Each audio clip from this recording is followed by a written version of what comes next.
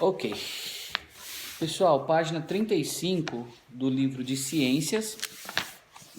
E nós estaremos falando um pouquinho, nós falamos para que vocês fizessem a tarefa da página 34, não é isso? Mas antes da gente corrigir essa tarefa, nós vamos estar falando um pouquinho a respeito da medição do consumo de energia elétrica, tá ok?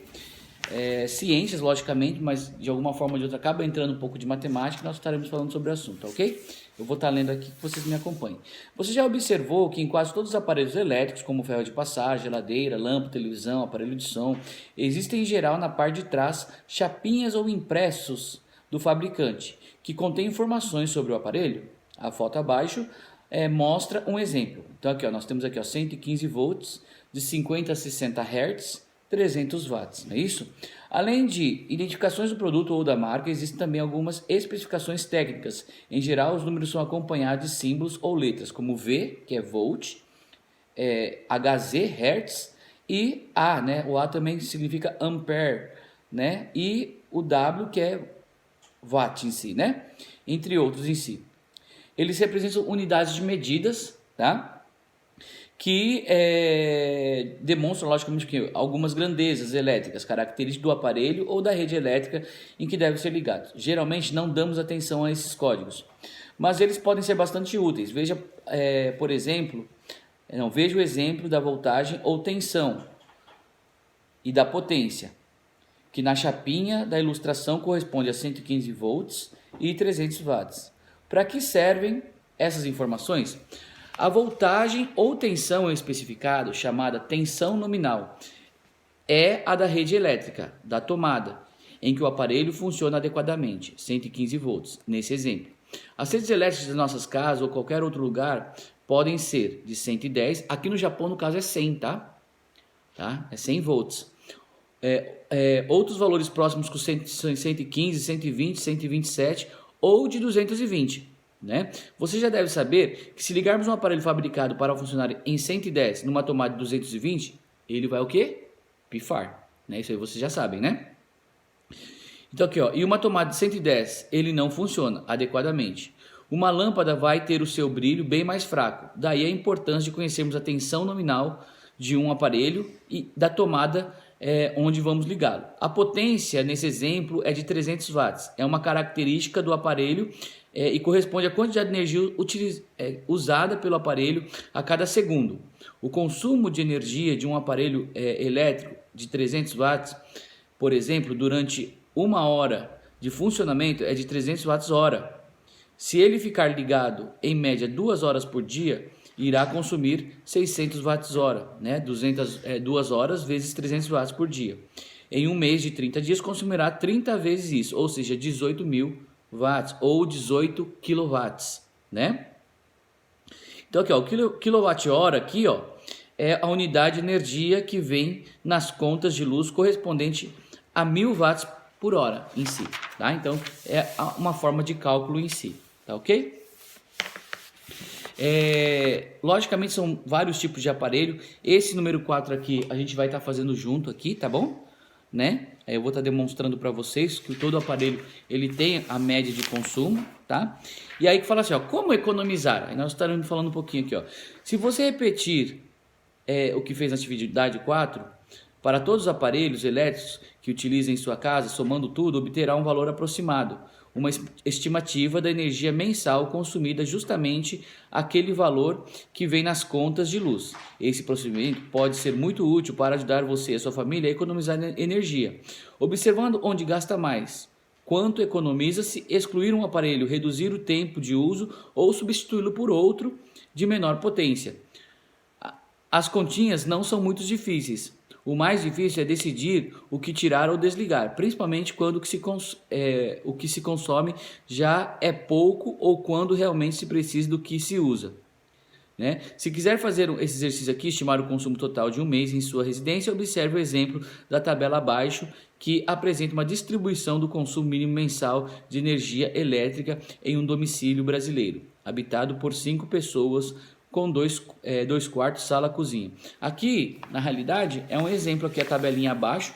Aí fala aqui, geladeira, chuveiro, 2 lâmpadas, 3 lâmpadas, televisão, né? Ferro elétrico, lava-roupas, aparelho de som. Nesse caso aqui, está dando em média um consumo, né, de 220 quilowatts por hora em si. Com esse valor aqui, é possível fazer o quê? É possível saber quanto custa então, né, 1 kWh, e multiplicando esse valor pelo valor, vamos dizer assim,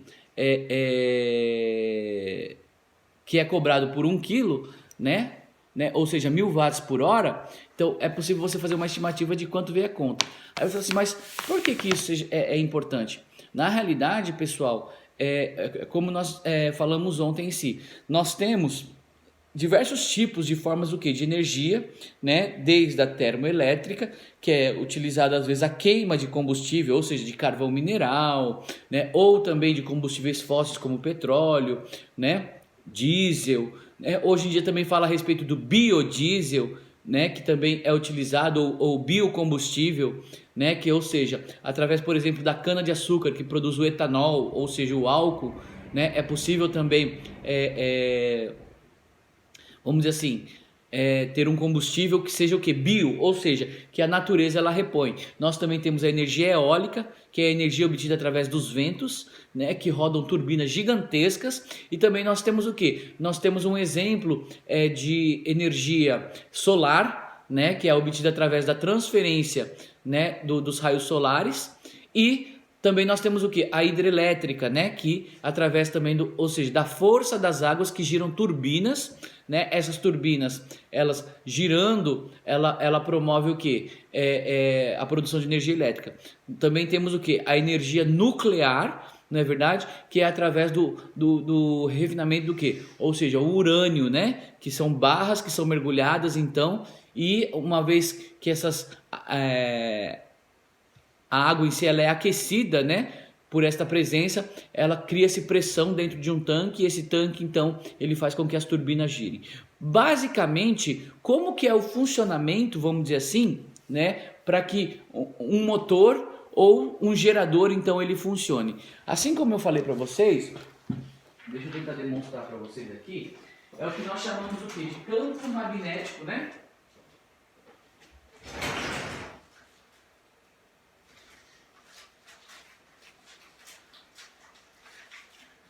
De campo magnético, vamos lá?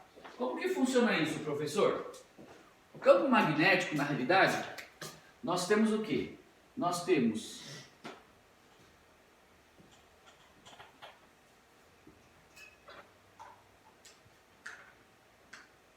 vou desenhar maior, né? Para a Nicole também poder ver, né? Nós temos, por exemplo,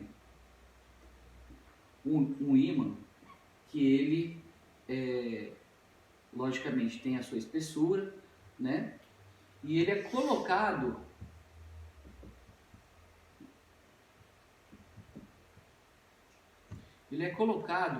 dentro do quê? Dentro de um motor. Esse motor, na realidade, ele é o quê? Uma turbina, né? Ou poderíamos chamar também de gerador, né? De gerador em si. Aí como que funciona isso aqui, professor? Para que vocês possam compreender, tá? Nós temos dois ímãs que é colocado dentro desse motor, tá? Esses ímãs aqui, eles vão produzir polos, tá? Tensão, positivo e negativo, tá ok? Dentro, nós temos o que? Nós temos um eixo central, esse eixo aqui, ele faz o que? Ele é preso aqui na sua base e na parte superior, né? Promovendo o que? Promovendo rotação, liberação. Aqui nós vamos ter o que? Nós vamos ter, por exemplo, bobinas que são enroladas. Só isso, professor? Sim. Enroladas com o quê? Com fios de cobre. Vários fios de cobre. Tá ok? Então, isso é um exemplo básico de como que se funciona ou um motor, tanto o motor quanto um gerador, ou seja, uma turbina em si. Mas, professor, como que funciona isso aqui? Então aqui nós temos, por exemplo, engrenagens, tá ok? E que às vezes ou são conectados, vamos dar um exemplo que fosse um rio então aqui, né? O rio, ok? Vamos falar da energia hidrelétrica, por exemplo. E aqui nós temos barragem. Aí, na barragem, o que acontece? As águas são liberadas. Uma vez que essas águas são liberadas, ok? Esse eixo, ele vai estar conectado exatamente nessa saída. E aqui vai ser, já seria o quê? Seria como se fosse uma espécie de moinho, né? Você já viu aqueles moinhos que vai armazenando água? Uma vez que a água cai, ela vai promovendo o quê? Ela vai enchendo e vai fazendo com que este eixo principal ele gire. Uma vez que ele começa a girar aqui, o magnetismo desses ímãs que estão aqui dentro, eles vão gerar o quê? Vão gerar tensão. Por quê? O ímã ele vai gerar tensão no metal, não é verdade? O cobre é um metal, ok? Só que o cobre, na realidade, é um metal, vamos dizer assim, que não gera uma tensão igual, por exemplo, o ferro em si. Ele vai gerar um valor de tensão. Uma vez que essa tensão dentro aqui começa a girar, né? Então começa aqui um movimento, né? Esse movimento girando, né? O que promove em si? Essa tensão é passada os elétrons, né? Gerando o que? Positivo e negativo, que é enviada para uma espécie de um transformador, né? Esse transformador aqui vai transformar na energia, por exemplo, de 100 volts, vamos colocar assim. E aí, conectado numa lâmpada, vamos colocar assim, né? Numa lâmpada. Nossa, que lâmpada, né? Essa lâmpada aqui tá com ataque epilético, né? Numa lâmpada, né? Ela vai o quê? Iluminar. Você consegue entender mais ou menos como que funciona, então, dentro da questão da produção de energia? Basicamente é assim que funciona, né? Não sei se a Nicole consegue ver, Nicole. Você, professor, eu não consigo ver, né? Então, como explicado aqui, né? O exemplo, então, de uma turbina elétrica. Os ímãs, o eixo central, né? E produz a energia, então. Então, ou seja, como que isso funciona em si? Importante nós notarmos que uma vez que se é consumida essa energia, isso aí vai vir na conta, né? Mas por que economizar em si? Porque uma vez, vamos dizer assim, que ou você liga aparelhos demais na sua casa, como acontece, eu expliquei ontem, por exemplo, a energia ela cai. Por exemplo, cada fio, né, de inúmeros tipos de aparelhos, normalmente, tá? Normalmente, o fio da casa, por exemplo, ele suporta até 1.500, tá? A maioria dos aparelhos, esse fio aqui dentro é cobre, né? Esse tipo de fio aqui, esse fio aqui tem cobre aqui dentro, tá? Então aqui ligado em 100 volts. Se nós pegarmos esse aparelho, provavelmente, deixa eu ver aqui.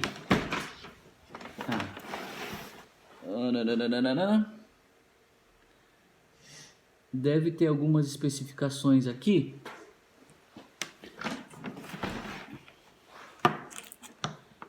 Ixi, será que não tem? Ah, não, tem sim. Ó, esse aparelho tem aqui, né? Igual tá marcado, né? No livro de vocês. Ele é 100 volts, 50 a 60 Hz, né? 0,6 amperes, né? Então ele tem aqui a quantidade. Aí fala assim, professor, mas como que dá para saber, né? Então a quantidade de watts que ele consome? Então isso aqui é muito fácil. Se é 100 volts, por exemplo, tá? 100 volts. Vamos colocar aqui 2 amperes. 2 amperes. Vamos supor que consuma 2 amperes. Esse multiplica esse, basicamente, né? É uma multiplicação básica. Então, 100 vezes 2 vai dar o quê? 200 watts. Né? Então ele consome uma média de 200 watts em si. Esse aqui é 0,6, então nós temos uma casa decimal. Tá? Então ele não consome tudo isso, mas estou dando, é só para exemplificar, né, a forma que nós podemos fazer essa conta em si, para que nós venhamos saber o consumo então, né? Então ele consome 200 watts hora, tá ok? Tranquilo? Deu para entender? Tá? E aí, por que então a ideia de nós economizarmos às vezes então energia em si? Uma, logicamente, ajuda no orçamento dentro da nossa casa, e não somente isso também, pessoal. Você colabora de uma certa forma ou de outra, né, com todo mundo, né? Utilizar de forma consciente. Existe algo que é chamado mentalidade pragmática. Vocês sabem o que é mentalidade pragmática? Vocês já ouviram essa palavra? Nunca ouviram? Mentalidade pragmática, antigamente se falava muito, principalmente na primeira revolução industrial. Mentalidade pragmática, tipo assim, vou usar mesmo, não quero nem saber. Os outros que se ferem, tipo assim. Não importando se vai prejudicar a natureza. Mas, professor, aonde pode prejudicar a natureza, por exemplo, né? Em muitos fatores. Por exemplo, imagina só, para se construir uma hidrelétrica em si, não é necessário, por exemplo, represar água, não é? Quando você represa água, o que vai acontecer com aquele rio que tinha um curso natural? O que vai acontecer? As margens do rio e toda uma área e toda a sua fauna, toda a sua flora, toda a sua biodiversidade, vai acontecer o quê? Vão ter que mudar de lugar, não é verdade? Então, de alguma forma, a natureza não está sendo afetada, não é verdade? E uma vez que a natureza é afetada, por exemplo, aqui no Japão, vocês já ouviram falar, por exemplo, de ursos que estão descendo da montanha?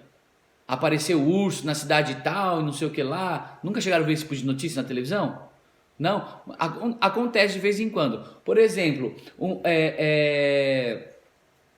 não somente isso, mas, por exemplo, quando, por exemplo, uma determinada fauna, né, ou flora, ou biodiversidade que existe no local, ela é afetada, né? Se, por exemplo, numa represa, a fauna que vivia lá, ou seja, a biodiversidade que havia lá, por exemplo, era de raposas, por exemplo, essas raposas vão ter que procurar outro lugar, não é verdade?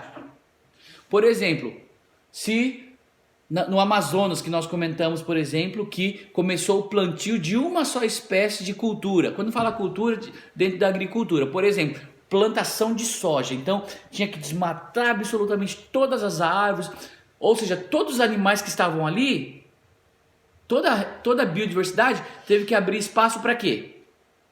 Para que entrasse um tipo só do que? De plantação, por exemplo, a soja, por exemplo. Não é verdade? Todos aqueles animais que estavam ali naquela região tiveram que ir para outros lugares, não é verdade? Isso afeta de forma o quê? Drástica, né, a vida. E isso é uma ideia do quê? Às vezes de mentalidade pragmática, ou seja, utilizar tudo que existe na natureza de uma forma o quê? Impensada, sem pensar, né? Achando que nunca vai acabar, mas acaba.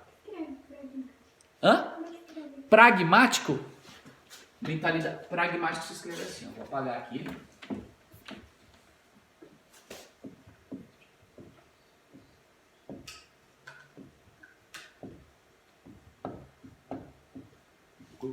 Pragmática, né? Com G mudo, tá? É chamado de mentalidade pragmática em si, né? Ou seja, de uma forma que então é agressiva à natureza em si, tá ok? Estão entendendo basicamente aqui? Então, antigamente, vou dar um exemplo para vocês. Eu poderia mudar, por exemplo, para economizar a forma de conservar os alimentos? É possível fazer isso? Vocês sabem, por exemplo, vocês sabem, por exemplo, antigamente lá no comecinho não tinha geladeira, não tinha, né? Como que se fazia, será, para conservar os alimentos? Vocês sabem? Não sabem? Havia algumas técnicas E chama-se técnica mesmo. Isso também é tecnologia. Como, professor? Vocês já viram, por exemplo, bacalhau ou então carne seca? Já viram? Ou então, por exemplo, bacon defumado, que delícia, né? Hã? Então, ou seja, a defumação é uma forma de conservar os alimentos.